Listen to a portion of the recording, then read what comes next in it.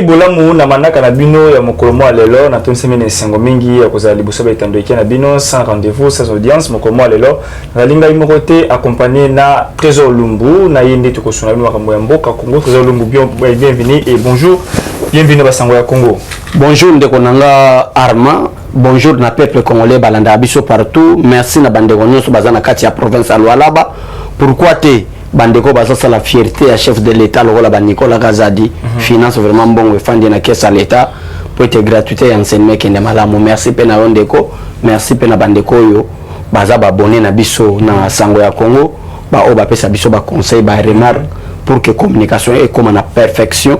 Merci Nabino une fois de plus. Bouton dit parce que Nandenge Ndimi Kozali Bousso Etambeke Nabino Bo Landabisu Mokomo Lelo, restez branchés du côté, restez concentrés, aimez, commentez. Tous les là les tout c'est pas sepeli mais condoléances à la famille à presse ou à cadre qui a bango caméraman des guerres ou sur terrain à l'emakutima ba kundaye mokoma lobby tika pesa mojour anniversaire na président ya Kojek collectif ya ba éditeur ba journaliste et éditeur du Congo, il s'appelle Michel Bakemba ou ko fêter anniversaire mokoma lelo pe anniversaire na mama Divine Baouli ou azalaki alali mama ya 4 sur la bien mama malamu mingi Divine Baouli au Sango na pesio mbote mbota mailamu na yo abeshole mokoma lelo actualité politique à Bokarabiso, chef de l'État, Félix Tshisekedi Tshilombo, na 41e sommet, il y a SADC, il a été élu comme premier vice-président, il y a SADC. Là où Sangwane, il a qui bino, vous ressentez que non, tout le diplomatie, chef de l'État et comme Atamakasi. Bon, chef de l'État, dans le côté diplomatie, qu'on a tout bangé là, biso to zabat mo ya bla bla bla te. Le rôle ba papi tamba, le rôle ba makolo tambola, le rôle ba rimaji, le rôle ba Bernabé Mbouma, obi mesi Mbouma. Donc le rôle ba Jakindala, tout ça ba bla bla te. Tout le ba makambo est vrai, des bonnes informations. Na domaine de la diplomatie, to ya wa te to banda ko ganga parce que mutale ki fatia zate. Qu'on les a un petit problème. Diplomatie. Non non non, ça est pas pris, tu sais que prévalent plutôt na Franck Diongo. Franck Diongo est là, le big que Tshisekedi nous a appris la politique. Mais la diplomatie, il avait réservé uniquement à son fils Tshisekedi Tshilombo. Merci beaucoup, mon président. Bassade, on est zéro rotin. Baïnou Afrique zéro rotin. Moutouma, quoi, ça vient pas se montrer que président Félix Tshisekedi, président Union africaine, le président, il y a la République, le chef de l'État. Bazala Likolo, le président Union africaine.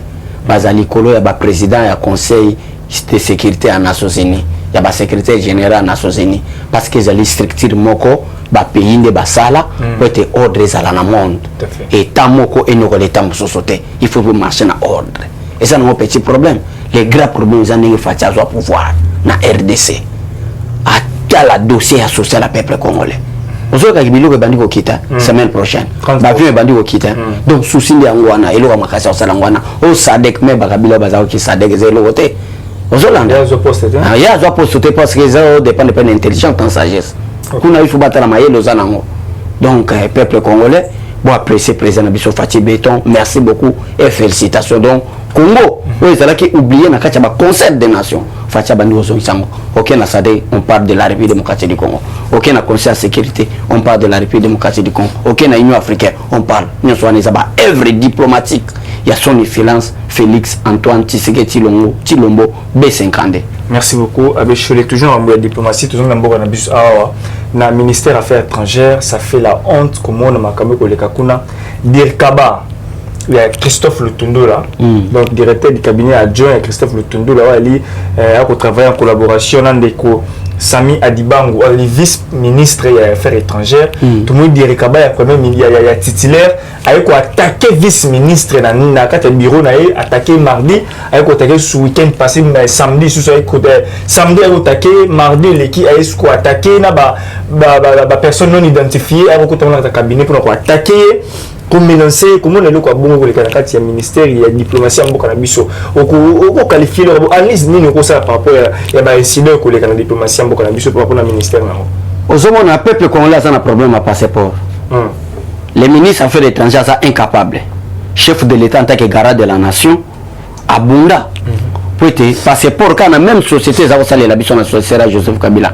C'est toujours la même société. C'est l'ex. Oui, Félix Tshisekedi a dit que le passeport na $250. Donc qui sa passeport na 99, c'est-à-dire si vous avez besoin d'un passeport, au petit $100.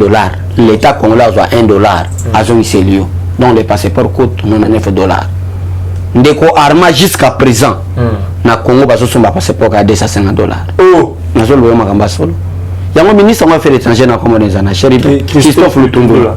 Donc au moment où tout le baki qui est gouvernement ba warrior mais les derniers ba warrior ça fouti 0 sur 10 et ça Christophe Lutundula kende na France kende na to banda na France to banda na Congo kende na Lubumbashi kende na Goma zoka transport kende na ville na Gombe na biro aner place bazoka batu identification pesa $100 so ba pesa circulaire pour banda oza passeport lokota il faut qu'on ait ba $250 parce que $100 bazo supposé bazo foutre là on a $99 chef de l'état tia $150 tu tira là ba cop na Congo mutazo selo ba cop pour te ficher ça la nini et bima au remplir pour avoir un passeport il faut un fiche au remplir au ko chame ba empreinte nayo au ko cha signature nayo pour ba longola ngona aner pas même ngona affaire étranger il faut fiche wana maintenant fiche wana il faut $50 mutazo selo cop wana $50 na affaire étranger pour dossier nayo et que ne mbangu $50.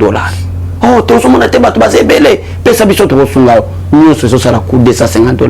Que fait monsieur Christophe Lutundula, le ministre des Affaires étrangères? Na ebité de quoi arma soko sunga. Vice-ministre ya Affaires étrangères ba mena ça muta parti politique. Wana na Samia Dibango, j'ai passé des précisions par rapport à camp politique, donc nous allons vérifier pour te parce que mais c'est le vice-ministre et Sengeli Akino tika plainte dans la police. OK. On ne peut pas attaquer à son chef. Le vice-ministre des Affaires étrangères et le chef même du directeur du cabinet du ministre. Vraiment. Donc, ministère, ils ont un ministère des personnes. Le ministre titulaire et son adjoint. Et même le directeur du cabinet n'est pas un collaborateur. Il y a vice-ministre. Le collaborateur, il y a ministre, il y a vice-ministre, le ministre et le vice-ministre ou le secrétaire général aux Affaires étrangères. Ça, ce sont les collaborateurs. Mais que ce soit la dernière fois, mais c'est le dire Kaba na évité bolumini kende na France ne na zakolo bande kende na États-Unis kende na bande ko na biso na ba Zambie Afrique du Sud Grande-Bretagne partout autour na bande ko na biso bazako na ba iso ou ya passeport za kombe baso na ba 300 350 250 180 OK Félix Tshisekedi comprendre que mboke za na nzala akisi passeport na $99 me balinga oyo kila bangote nyoso aneza incompétence ya Christophe Lutundula. Merci beaucoup. Azali, il est député national, élu à la province à Ituri, membre du parti politique Congrès national congolais et nommé vice-ministre des Affaires étrangères. Azali, CNC, le parti politique, il y a Plus mobile. Voilà, ce n'est pas bien. Hier, Christophe Lutundula, Mouta FCC, on peut partir plus mobile. Batoka FCC. Mais comment est là? Christophe Lutundula ensemble. Ensemble, mais qui dit que Moïse Gatumbi, qui dit Kabila? Moïse Gatumbi na Kabila, Bakabanate. C'est les oiseaux de même plumage. Voilà. Bakowe la nini, bakowe la, bapé ça 60 collaborateurs entre vice-ministre, na titulaire na. Si quoi oui Christophe Lutundula linka rappé sa vice-ministre 6 membres, 6 collaborateurs, 60. Au bout d'un tour à 6 na cabinet. Na cabinet. Ils ont na commune, 54 personnes. Talana degré makamba wele là. Mais tala peuple ne ba tika peuple na problème à passeport. En tout cas, M.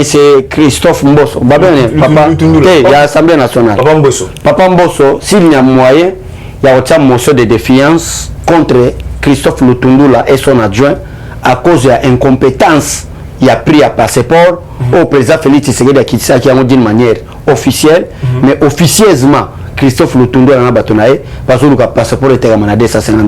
S'il y a moyen à cause d'incompétence l'Assemblée nationale va retirer la motion de défiance pour te balongo ba awa gouvernement to na posa ba warrior bato ba osala musala le ministre de l'économie na yebi na ngaite azako bunda pour yo somba soso na 2500 semaine prochaine incorruptible. Merci beaucoup to na posa bato ba ministre le ya finance ba Nicolas Kazadi albina boyi muyibi qu'est-ce ça l'était vivre. Toi on a posé une compétence le roi Christophe Lutundula. Merci beaucoup Bando Balandi. Tout le volet par rapport il y a Makambo Mboka la bisto directement ndeko Aricholé tout le monde qui a expert américain ba technicien ba oyo ba technique pour traquer ba terroriste ba tindi bango ba kendo sala appui na armée congolaise pendant l'état de siège kuna na Ituri pe na Goma. D'abord au moins qui arrivé américain ndengeni saluer yango c'est oui et ça est le moment malamu ndeko on a vu bien ko ya ba américain ozomona même ndenge bazako lo ba Kabila mundela imposer na Congo mais Mundela imposa Kabila na Congo yebisaka Kabila teke boma ba congolais Mundela atalaka intérêt nayo intérêt ya mboka na ye na bato na ye biso pe ba congolais totala intérêt ya mboka na biso. OK. Seul pays na monde makambo eza koleka na guerre ya est ya République démocratique du Congo ba français bazalaki ba américain bango moko pe bazalaki. Pourquoi na lobi ke ba américain bazalaki ba ADF wana ndeko nanga arma peuple congolais boza ba témoin bo landangawa ba kota tina ville ya Goma mais Obama alobaki avant 12 heures na mona bino nso balongwa c'est que zaki guerre moko politisée soutenue par des pays puissants du monde tels que la France, tels que les États-Unis d'Amérique, tels que la Belgique ba koko na biso bazaki na kati parce que l'américain et le français ne peuvent pas attaquer les Congolais sans l'aval ya ba belge en tant que colonisateur na biso ba allemand ba pays puissant ba kota makamba Congo avec intention ya ko imposer un marionnette comme Joseph Kabila na tête à pays pour ba balkaniser mboka mais nazo comprendre était pourquoi peuple congolais azomona arrivé na ba mape man eza mabe ndeko nanga ozomona soki président Félix Tshisekedi ki n'esprit mo ya radicalisme na ba américain to la président Félix Tshisekedi na solo bele makamba solo mayelo Félix Tshisekedi azanango ayebi ndenge ni azomema ba américain wana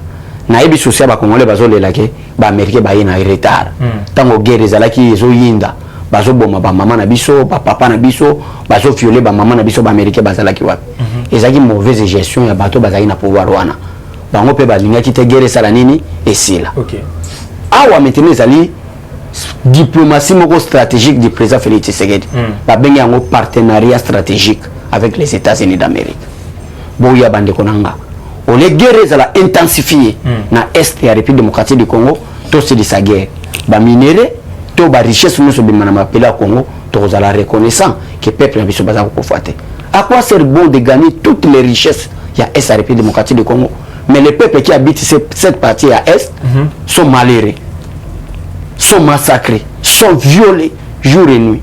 Alors tout le cas qui n'y a durable quota mais crainte ya ba congolais anini balobi ke il paraît pat mususu il paraît pat mususu balobi ete ba américain obino bomoni ba yena Congo ba uti Taliban Afghanistan nde ba yawa kuna ba échoué ba liba yawa et en plus c'est ko tomber que il y a plus de 2000 réfugiés afghans au bazo uta kuna kwete ba ya Uganda. Est-ce que ça si ja balkanisation tete balkanisation ndeko nanga Congo so que zalaki vraiment que kozala balkaniser. Est-ce que boyebi que il y avait des pays plus grands en Afrique ko leka Congo le quoi Soudan ezaki grand ya ko leka Congo ezaki mukele ya ko leka Congo mais Soudan lui est déjà balkanisé mais biso balkanisation à Congo pour nous ça peuple congolais que le Congo appartient à l'Éternel. Le Congo c'est le nouvel Jérusalem. Le Congo c'est la capitale du christianisme. Balkanisation au moins même américain n'est pas puissant so ba comme une intention à nuire président Félix Tshisekedi na programme naï zamba ko confondre bango. Moïse azalaki na ba armes na ba char de combat mais a libéré qui tout un peuple sans char sans armes mais el Pharaon comprend des libération totale biso totika na nzala Bachar ilandaki Moïse mais Bachar wana emelamaki na océan na ba mer rouge emelaki bango ndenge moko pe Félix Tshisekedi force na ce n'est pas l'armée c'est la protection divine so ba américain ba buleke ndenge ba tinda bango wana et kozalaka na balkanisation nzamba ko confondre bango nde na bengi vigilance ya peuple congolais bo fongola mise pour makambo ça mana est. Merci de voir et ça na monté que no ba américain baye d'ailleurs on a précisé que nos américains ba soldats ce sont des techniciens ce sont des experts. C'est-à-dire ils sont là c'est plus une stratégie il est en Afghanistan que plus une stratégie que non beaucoup ça la boyo là léopard des autos à coach Mundele. Donc quand j'avais une stratégie de bien sûr que c'est terrain de beaucoup jouer donc bien c'est terrain de beaucoup jouer beaucoup mettre match et être que non soldats qui ne m'ont pas passé cette tête et puis nous appelons le peuple congolais il y a un éveil patriotique toujours que l'issue du l'issue ba taliban au baoya na Uganda bazana Uganda ba même pas le pembeni ya est mboka la biso ba musika bena. Donc voilà un peu pende konanga soki na ndenge ozomona partenariat président Félix Tshisekedi awa na bato bazala na terrain na première attaque eza ba congolais na biso des commandos congolais eza ba kenyens baza déjà awa ba américain wa kaningo lobby ba ina balkanisation te baza ba expert ba ya donc force nous soit terre aux américains te force nous soit terre les congolais bango ba yeka ba aider biso to boya aider te pour la balkanisation. Merci beaucoup ministre de l'économie kombo na ye ndikuma tindelinga yango asikoyo attendez voilà oh là là finance voilà c'est Justin Marie Kalumba. Justin Marie Kalumba, félicitations. Je me même combo moto pesinga. Justin Marie. Ndekonanga Arma, il faut soutenir le président de la République. Na bato ba ko salam salam na mozo Justin Marie Kalumba. Papa Justin Marie Kalumba, félicitations. Oza parmi ba warrior. Vraiment. Lelo bato ba ganga kike babiloko na bon na ba prix à marché ko kitate. Obundi nani makama komi na suka na ba fait 30% semaine prochaine pour vivre ndeni bato ba rolia na mboka oyo bo bongisaka badala en attendant biloko zo ya gouvernement congolais peuple qui kitamba moko tubulia soso poulet mayo na 1000 francs ya mobimba. Merci beaucoup Abbé Cholé, ministre ndeko Justin, félicitations to yebi to mo ki na ibina pe to na sengi batindelinga liste na tala kombo na yo pour que to puisse mbote pour na musala ko sala kitoko. Merci beaucoup na yo Abbé Cholé to directement dossier où il y a Séni. La confession religieuse, l'autre fois le Kambana 5 personnes, la confession religieuse, ben c'est réunion tout le monde et c'est aïe susté on a 5 ko ba été. Les loyo na l'Assemblée nationale PPRD na député ba boy ko assister pour ko sala ko tinda ba membre pour composer nini bureau ya Séni. Bapesi ECC na ni utembi na ndeko bokundo basengi sous progression ce qui c'est en 3 jours sur solo la chose entre bango pour luka na ndeko tena Séni. O comment na te que non moi loko mo il ko le kawala pour na ko pousse mission na dialogue tout ko pousse mission na glissement. Mais c'est utembi mais c'est chaud les na kadina bon so ba bologe dialogue ko sala dialogue ko sala matin. Les problèmes avec Félix c'est dans a bien éduqué. Ce qui est pour Kabila Mbelomoni basanga muso ba gifle bango bambata to monaki ba bero rouge ya Kabila a bazo sala ba défiler na ba média ba lo ba ke so moni sango kanga beta Ethiopie bambai bango bato bazalo ba mebiso to lo ba wana te on respecte les serviteurs de Dieu et on respecte aussi les avis des serviteurs de Dieu. Ata zane peut-être na molimo mo santo muke ozolanda peut-être présence à molimo mo santo kati na ezate mais to respecter kana kombo wana ta serviteur de Dieu. Le vrai problème c'est quoi? Le vrai problème, Félix Tshisekedi est un adversaire potentiel. Adversaire à combattre le président Félix Tshisekedi en 2023. Or que c'est quoi ça n'a pas l'Union européenne. L'Union européenne est un biso to financer bino. Bozo bambon wele, mais bon combattre le président Félix Tshisekedi a doublé mandat en 2023. Parce que à l'île Félix Tshisekedi a qui nango peuple a fond la mise. Éveil patriotique comme tina ba village to ko ba banque tina ba village natal to ko ba ndako ki to tina ba village natal aliro Félix Tshisekedi azo mema Congo e banda sala ki bato bazo apprécier ko zala na ba province qui na capitale au moins na ba pays les plus développés bato balinga moi village mon ki bato pasa ata sandako na ba premier na ba lac mo ya bien ba minde de bele balinga Congo pe ko koma bongo tout à fait. Alors aliro Félix azo kende complexe ko zala sauter église catholique azo risquer disparaître dans le monde. Parce que place où qu'on y a solo ezalaka peuple a fongola ramiso ayebi place mabe na malamu ezalaka to risque glisser kangama ndia mwato combattre Félix Tshisekedi pour intérêt na biso na nous wana baluka dialogue te na nous wana ba na posa CLC baba na sala ba marche OK ba marche na bango ba na sala mandenge nini ba bimisa président Félix Tshisekedi dictateur baluka dialogue te parce que kaka ke Félix Tshisekedi bima dictateur va confronter Félix Tshisekedi dans l'île où il y a une IDPS, il y a liberté d'expression, il y a état de droit, il y a une justice équitable, il y a démocratie. Bah le Bobunde qui pour la démocratie, mais démocratie on est athée. Bobunde qui pour la liberté d'expression est athée. Bobunde qui pour la justice équitable est athée. Comment est-ce que t'as la place bah même après ça Félix Tshisekedi pour bah le Félix Tshisekedi est un dictateur. Donc en bref ndeko arma, bah ça n'a pas ça va retarder processus électoral. Pour président à attaquer la CLTC pour nous que ce n'est pas parce que pas retardé ça ce n'est pas le président de la République. Libre. Mais au Banamo Babano Salaba marche Félix Tshisekedi dictateur à l'ingo ça l'élection de Bango. Ndekona Arma PP Bazolanda Biso en 2006 IDPS a participé à l'élection. IDPS a participé à l'élection mais l'élection est anima. sans la Sénico ou avec la Sénico, ou sans les candidats de l'action. Quand on est avec la machine à voter ou sans la machine à voter, nous irons à l'élection. Nous aussi, avec la Sénico et les CC, ou sans la Sénico et les CC, nous irons aux élections. Oyebi ndekwarma, ils ont la révélation mon allié na bimisi là. Oyebi mais c'est Abokoto. Mais c'est Abokoto aza candidat Oyo ECC et Bokoto. Aza candidat au ECC na Sénico bazo soutenir la bima candidat. Et Bokoto wana kinda ko senga rendez-vous bakuta na chef. Et Bokoto bakutani na chef il y a 4 jours passés. Tant bakutani yango zo mona donation sur l'église catholique comme Mikanda. Tant bakutana chef et Bokoto ki kuna bi chef. Lokola nazana appui à Sénico, nazana appui à ECC ndimeranga. Bango bazana posa na baby sélection. Mais yo appuyenga kadima bimatenga na bima na ko dribbler bango na ko bimisa. Félix Tshisekedi d'habiter. Wana eza corruption, wana eza intention mabe mais c'est Bokoto. Makamba seni d'ailleurs est alingaité. Makamba seni est alinde ba confession religieuse. Comment est-ce que makamba ko bimisa président seni tokenango na ba kobashi ba raccourci. Bokende boyo kana bino ba confession religieuse parce qu'il y a un problème ça te bo bimisa. Ndé yango donation sur les Amoni et Bokoto bimi na présidence. Aye. Ndé donation sur la Siliki. Alobi non. Nga mutu na lingana mema pourquoi yo moko ke kuna kokuta na président de la République ndé yango somona ene na bango contre le président.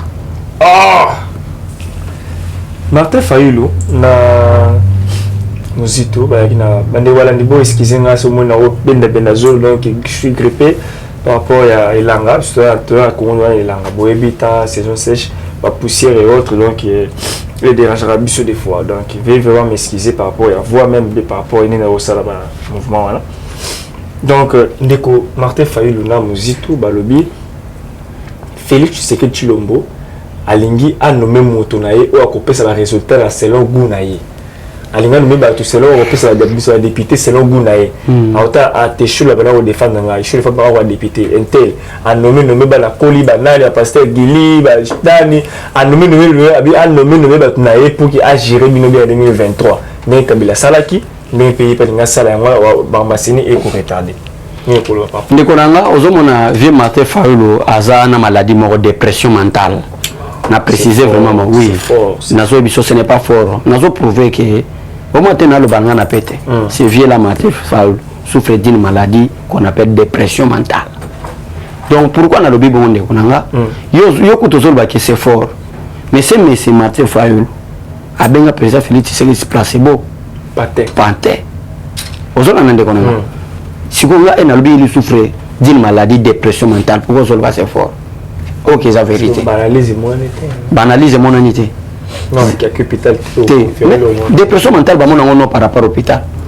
Tant que vous avez un moteur, mutation biso ke eza OT eza A. Il y a une dépression mentale. Tant que vous avez un moteur, plateau à chaîne, ko beta boité au tamakelele.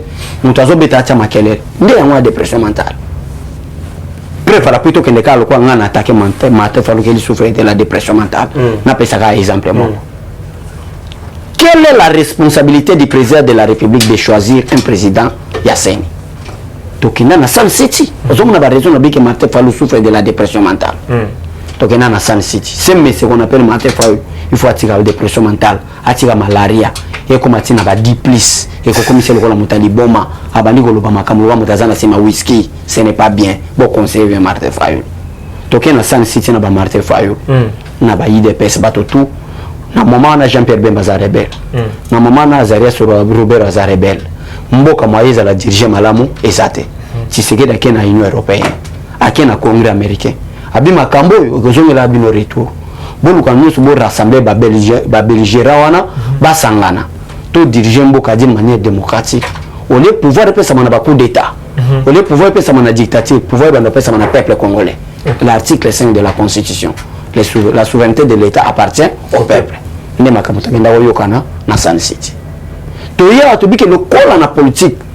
Ba politicien bazana ba intérêt na bango. Seni na ba pays nyonso ya monde ezana maboka ministère intérieur. C'est lui le patron de la territoriale. C'est lui qui connaît l'intérieur du pays. C'est lui qui connaît les citoyens congolais. Yango zo mona kata ministère intérieur, au mona ba service sur la ba ANR, ba DGM, ba la police, ba service à sécurité zakona. Ozo mebo uni po ba créer à identification et ça le ministère intérieur. Donc, c'est lui le patron de la territoriale. Alors, biso to bité na Congo, to banda ko lobaka élection l'équipe mabe parce que muto ko ministre intérieur et vous allez nommer na président wa na pouvoir. Tozoa makambo ya élection lokola seni ezali ligne des institutions d'appui à la démocratie. To pesa mo ba confession religieuse. OK. On les a na maboka ba politicien ba discutaka, to pesa mo na ba confession religieuse. Confession religieuse akobimisa président ya seni. OK. Bato pe bazana pouvoir ba kotinda candidat na bango. Lokola azala représenter kuna ba o bazana opposition ba kotinda pe candidat na bango ba kushi nyonso ko zala représenter na seni. Mais tant que Martin Fayulu azoba ke Félix Tshisekedi azo nommé ndeko arma ozomona te ke via bandi ko bela mwa liboma ozomona te ke via azana dépression mentale et ça lokola ke rolo ba pe ke non Félix Tshisekedi a nommé ba gouverneur parce que ba gouverneur bazali fruit il y a élection, il y a assemblée provinciale. Okay. Également avec la CENI. CENI est allé fruit. Il y a élection, il y a ma confession religieuse. Le président de la République prendra seulement acte par l'ordonnance en tant que gardien de la nation. Okay. Mais il va nommer. Au moins, il n'a pas de quoi. Si on a trésor, on a raison, les vieux souffrent de la maladie mentale. Pour continuer. Si on peut ça n'a raison. La population n'a pas commentaire là-bas. Voilà. Merci beaucoup Armand. Nous sommes en vie. Martin Fayulu Xavier Moko. Na Congo tolingi mboka na biso kende liboso. Na Congo tolingi liberté d'expression ezala. Muluba a intimidé mutabandu te pour azana pouvoir. Mutabandu pe a intimidé Muluba te pour azana opposition. Tous en démocratie. Démocratie na biso basée na ba principe et non na lokuta. Tout tika récupération politique. Ninga ba papa Molière ba kosala. Papa mozoma libu munene bibi na bina pamba comme la masanga. Yo nana makamba sala te na aéroport. Lelo papa Molière alinga récupérer dossier ya Tony Mwaba lokola ya za Monsanto. Molière fait ça la keba. Molière faut keba. Hein? So ko bula ko za la malédiction lo ba non se zana bato pe ba lata pour sa malédiction ya malédiqué wana ba kokani na bino po ba bete na bilo la malédiqué na ba malédiqué. Vous comprenez? Papa Molière faut ça la keba. Dossier à Tony Mwaba déjà faire na été. Tu veux que les ana portion ba responsabilité à Mabé et pas ministère. Ya ministre. Mais zate exemple ya ko pesa ezana bato lokola ba papa Molière. Donc on a ba raisonnement na bango ya ba papa Molière, raisonnement ba Martin Fayulu, ezo bala na ba Daniel Safou, na ba Christian Vwangu, ozomona donc ozomona ba raisonnement moko eza mabe makasi pour na pays. Voilà, toko dalika mo fait ce contribution na katsango EPST.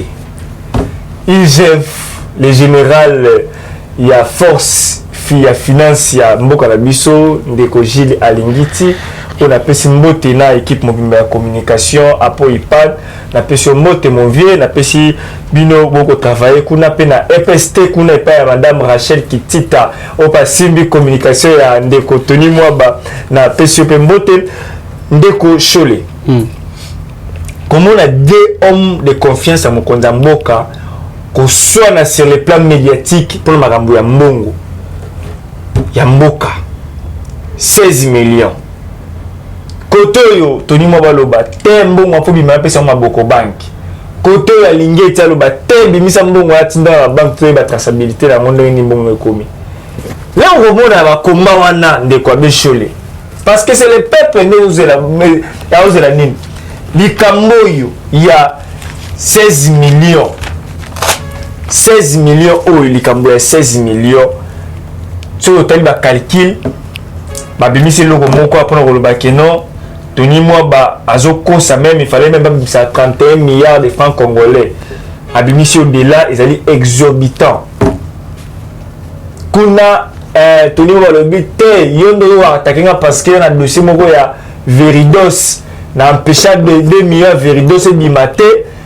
pour que et bambongo ya mboka te la boya mbongo wana elimate ya Veridos mo ya Veridos ezali agence moko américaine et allemande oyo yaki na Congo pour na kopesa ba élève ba carte biométrique na pela ko motu na mboko seigneur yaka ma reconstruction toni comme ça 2 millions d'euros pour na recevoir pour na bato ba imprimer ban na biso ba élève ya ba carte biométrique mais pourquoi pas kolongola selon la recherche, ils ont 500 $1000 américains de recevoir matériel ou on a imprimante on a ma carte biométrique on a et comme vous savez la bus bah ni peut utiliser pour l'identification de la population tu peux utiliser pour ma carte c'est la nini peu à part wana il y a des entreprises ça ma carte biométrique à belé pourquoi pas eux ça leur soit permis de conduire et ça va biométrique mais pourquoi pas utiliser entreprise à firme allemande et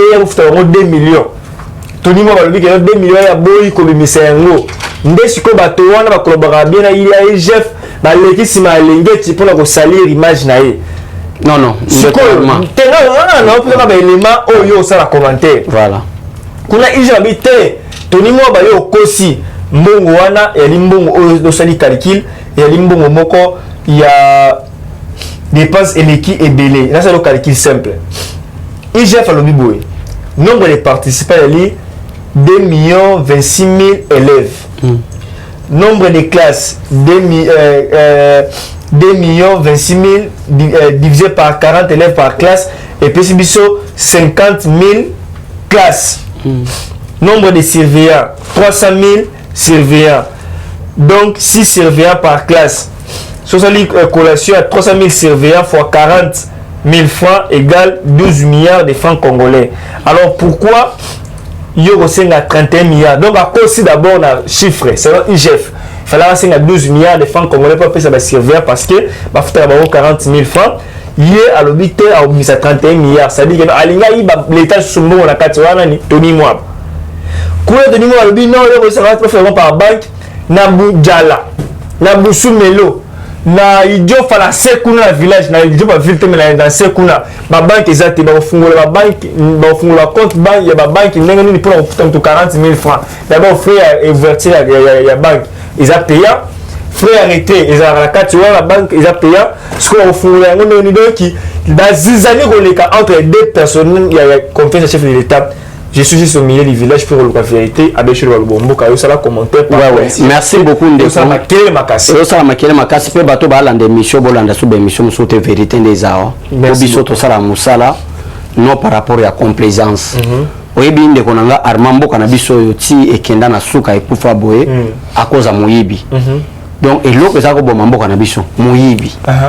En premier lieu, il faut d'abord remercier le travail au IGF social. OK.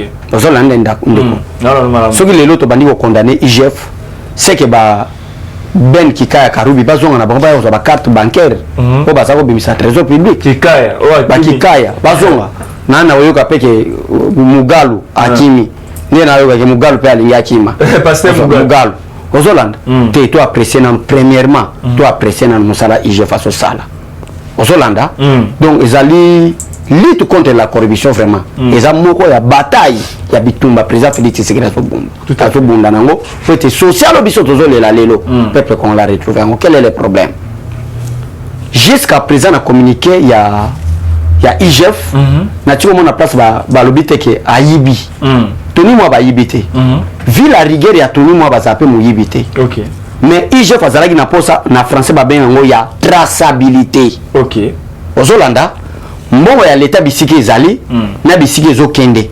esengeli ba pièce justificatif ezala pona prouver tant yo ezokende ko bimisa ebele ya 16 millions de dollars mboko ka ba millions yokana ndeko nanga ndeko yokana ndeko papa tant ozo bimisa 16 millions na banque mbongo ya l'état olingo banda ko futa bato mbongo wana olana ndako wana ba carton mbongo wana bo banda tambo ngondeni OK. Ozolanda ndeko nanga. Ba pièce justificative nini ko pesa na inspection générale des finances. Ozo prouver que na bimisa ki 16 millions talande na dispatcha ki yango. Te to respecter IGF. Là par contre so nazaki Tony Mwaba. Ndenge abimi na makambo ya 2 millions ya ba carte biométrique ya société Veridos oyo ya 2 millions wana. Alinga lobate parce que il y a un service à contrôle te.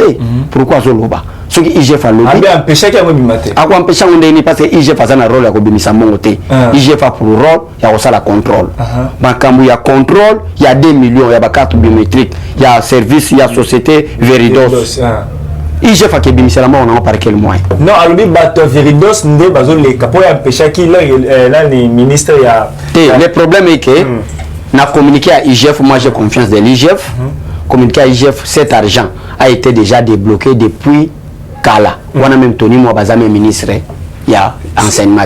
Déjà nation demande il y a Eberande déjà ba longo lango.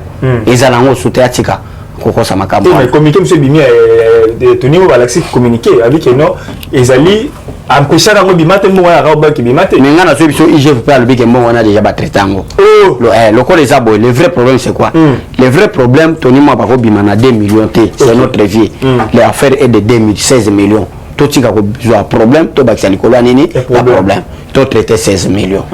Na 16 millions, puis surtout, tout traité, tout même on a banque. Nous avons na 21e siècle, son excellence, M. Tony Mwaba, na 21e siècle, oyo, bon, les gars, na maboko sauté. A supposez-vous que, au PC, tout le monde a un carton, bon, ba même on a idiot fa. Nanzela bakangi batu wana babominga na mona na bandondoville. Mbongo zo longwa bandondoville na système tozali na ba comptable ba futa na maboko. Comptable ayokani na babandi mo bosala kwa bobetinga bozokisinga na zamba bozimbo bosala nini okimana ngo dossier seulement na bande de ville si vous so bani bosala ma peine 21e siècle tous à l'impégiste to côté la tenu mo abaté to côté la paix jilangi getité to tika la derrière par principe d'ailleurs na cours mo tozwa ya finance na babé en cours ya audit na cours audit balobaki que les paiements en cash hein les paiements en cash na maboko banga na bazoloba a beaucoup plus de risques ya fraude paiement boy que obimisi mbongo okenango eza beaucoup plus na ba risque à détournement que paiement bancaire ozora na ndeko nanga donc il y a risque il y a détournement tant ba osala paiement na maboko que risque ya oyo eza na banque détournement ko salema donc to apprécier musala IGF sala vie tonu mwaba avient na biso n'a rien à voir ya ngona obenga pe bande kunanga ba communicateur ya IDPS vision na biso eza chef de l'état vision na biso eza ba agile alingeti c'était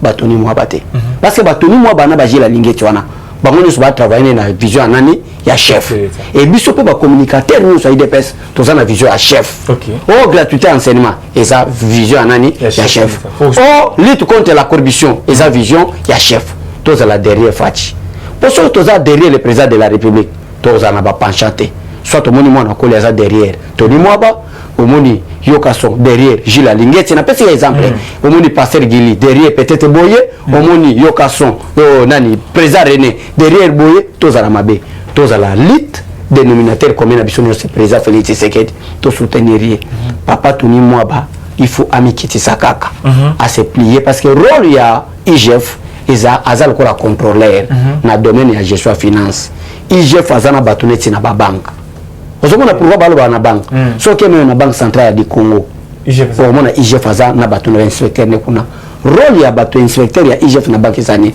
ezata au ministre ya EPTT Tony Mwabaza obimisa mbongo ba yimoni déjà na ba pièce justificative que banque a libéré mbongo par exemple il y a 16 millions avec telle mission wana ba inspecteur ya IGF aza na banque maintenant na moment contrôle goya ba oyebi ce que ba inspecteur na biso ba monaki dossier et bima qui avec 16 millions de dollars pour le paiement, il y a batatu faible. Au salaire quand on dengue, ni contrôle qu'il avec beaucoup de traçabilité. Mais nani Tony Mwaba boy. Avec non na EPST. Eza na ba agent IGF, ba inspecteur IGF ba EPST. Abinga ba ngba ya au travail na ye. Donc son bon wane ye ba inspecteur wana ba ozala au chef de pour contrôler que les boy so boy. Te contrôle les ala ba bon te. Un inspecteur de finances a contrôlé, il a contrôlé. Un inspecteur de finances a contrôlé le gouverneur banque. Un inspecteur a tiré la moussala na yo. Yo document nous sur ça la prouver biso avec des pièces justificatives pour ça la moussala ngoni. Oyebi pourquoi tu voyages va passer biso fait des routes. Pour ça oyebi que détourner mon pour voyager il faut présenter biso fait des routes signé par votre chef. À cause de ba document wana ndeko nanga, ndé ya ngone osala ka contrôle. Contrôle ça teke na moni mbongo. Mais c'est l'inspecteur monien $2000 ngona ki osala kuna non. Ça c'est pas les contrôles. Contrôle les ala. Il y a une comptabilité, bah bien on va pièces. Là je répète, bah pièces justificatives. Il faut qu'il y ait des pièces justificatives. Pour tenir moi bah koleka. Gilles aligné te paye à koleka. Bah pièces ni to tika na biso. Faire moyen aligné talinga nani Gilles. Oh tenir moi bah quoi ça là. Ezali chaque province a une banque néanmoins. Chaque province. Attendez d'abord. Pour comprendre l'idée n'angate. Pour éviter la corruption, na début na bige mboka na biso corruption bomi mboka. Pour éviter la corruption, Tony Mobako centralisé de la 16 millions et pas Nembala Morote. 16 millions de dollars, on a un compte privé qui nous quitte. 16 millions de dollars. Nous avons un peuple congolais, ça c'est inacceptable, mon frère, je vous dis. En tant que du domaine, ma domaine de finance. 16 millions de compte privé. Non, ça c'est la sorcellerie. Le vrai problème, pour éviter le débat inutile, écoutez d'abord l'explication, chaque province a une banque néanmoins. Oui, mais ce système est de diminuer la fraude. Et ça, quand il y a une province équateur, vous allez représenter dans Bandaka. Province en Bandaka, d'accord, il appartient à Bangokuna, pas dispatcher, place au banque à faire les salaires bancaires, place au banque à faire les salaires bancaires, Azolinga, Maboko Bank. Pour wana qu'on s'est justifié que côté on a qu'on a tout ça le Maboko Bank, mais bon autant les bimaki autant tout tinda qui a une destination province à l'année y Équateur, grand Équateur. Na grand Équateur, tout pesa qui na banque somme autant pour na ba surveillant, ba enseignant, ba tout mon bimaki autant. Mais place où oyo banque ezala quitté, tout tinda qui mon na Maboko mais qui na ngo passer 2 millions de francs congolais. Traçabilité en wana. De RIG Hollande paye 2 millions il y a francs congolais na banque bazakuna ndi asali contrôle. Mais yo 16 millions na banque à Kinshasa. Ozobimisa tala na ndenge na expliquer. Na kin ozobimisa 16 millions au garder on a ba carton. Après yo mo déjà on a Maboko Bank, c'est na ba province. Non, c'est inacceptable. Tout le président Félix Tshisekedi. Obi 16 millions c'est belé. Merci beaucoup. Donc, le problème est athée, mais c'est Tony Mwaba, excellence avec beaucoup de respect, c'est plié kaka, à contrôleur. Et ça, l'inspecteur, dans le domaine et enseignement, parce que Tony Mwaba est contrôleur, le préfet. Il y a le bâtiment, il y a un sous qui est absence, il faut qu'il y ait des preuves. Voilà. Merci beaucoup, Bando Balani. Tout le monde va souka mission Mokomo Lelo. Na kingai mon côté accompagné na Trésor Lumbu. Na yindi souline Mboka Congo. To souline Makambo et côté la Mboka na biso. To komo na bino mikolo mazali koya. Soki sunano a zongité. Na profiter de l'occasion pour la souhaiter joyeux anniversaire na Mama Divine Baouli. Na pesio Mbotama Elamu na yo Mbotama Elamu na président ya projet que la journaliste nous surtout donc il y a une PC mais il y a des structures où il y a par la terre de Mupandi où il va indépendamment des projets tout là l'Isadel tout ça il y a des bélés où tu as GED plutôt j'allais dire tu as la GED la lutte contre la journaliste en danger tu as la GED des alliés tu as une PC où il y a une rabison surtout tu as un projet où il est dirigé par le président Michel Bakemba la PC Mbotama Elamu na yo donc tout le monde a micro mazali koya ceux qui est sous nanu azongité Trésor Lumbu merci pour la disponibilité na yo tout le monde a micro mazali koya ceux qui est sous nanu azongité bye. Eshima, votre magazine qui bat au rythme de l'actualité. Retrouvez la nouvelle édition. Exclusivité, Barnabé Mwakadi, les recordmen des chiffres. Jamais la forte mobilisation des recettes et les performances de la Direction générale des impôts n'ont défrayé la chronique comme c'est le cas maintenant. Des exploits jamais réalisés sont atteints depuis la nomination du nouveau directeur général Barnabé Mwakadi Mwamba. Classé meilleur élève par l'inspection générale des finances en mobilisant 1100 milliards de francs congolais pour le mois d'avril, le directeur général Barnabé Mwakadi a sorti les grands jeux en mettant en pratique ses 27 ans de carrière au sein de la DGI. Il connaît les secrets des chiffres. En un an, plusieurs avancées sont réalisées. La traçabilité de recettes grâce à la numérisation et la digitalisation de la procédure des déclarations et paiements d'impôts, l'amélioration, les renforcements de capacités humaines et institutionnelles, la lutte contre la fraude fiscale. Le directeur général de la DGI, Barnabé Mwakadi Mwamba, veut répondre au mieux à la vision du chef de l'État Félix Tshisekedi grâce à une gestion orthodoxe. Focus, José Mpanda, blanc comme neige. Interpellé par l'Assemblée nationale, le ministre de la Recherche scientifique et innovation technologique a réussi à démontrer le réel problème de l'observatoire volcanique de Goma, mais également la nécessité pour l'exécutif et l'autorité budgétaire d'accorder à la recherche scientifique la place qu'elle mérite sur le plan budgétaire. Parité de Joseph Kasavubu à Félix Tshisekedi, les premières dames et les rôles prépondérants. Nation, Bukanga Lonzo, quelle suite après les refus de la levée d'immunité du Sénat? Enquête, l'Office congolais des contrôles se perd dans sa mission. Et Shima revient sur l'histoire des leaders africains assassinés, les forces et faiblesses de la RDC dans ses relations internationales. Culture, rituels et coutumes des Bashi. Retrouvez l'intégralité du magazine Eshima dans les kiosques. Eshima Magazine, un nouveau standard d'information.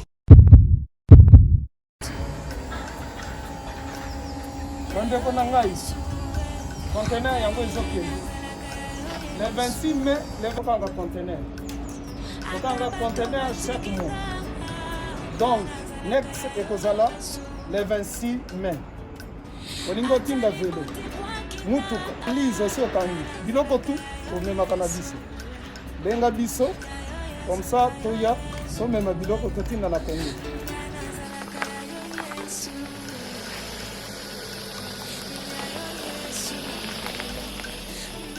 Bandeko kari yango oyo touti kozongo ezokende Kinshasa. Ozana mutuka pesa biso ezoke. Merci. Le 26 mai, mususu kwende. Il y a 2021 otozana. Donc tosala ka chaque mois. Oza besoin na carton benga biso. Biso munene yango. Moyenne yango. Boko mo moyenne. Yango. Na carton na biso ya muke. Dans 3 dimensions. Onyo solingo tinda benga biso tozozwa ba vélo, tozozwa ba valise, mituka tozozwa. Donc eloko tout tozomema na Kinshasa. Merci beaucoup. Mutuka, vélo, salon, biloko andako, biloko tout tozomema. Donc vous hésitez que bobenga biso tozala na pona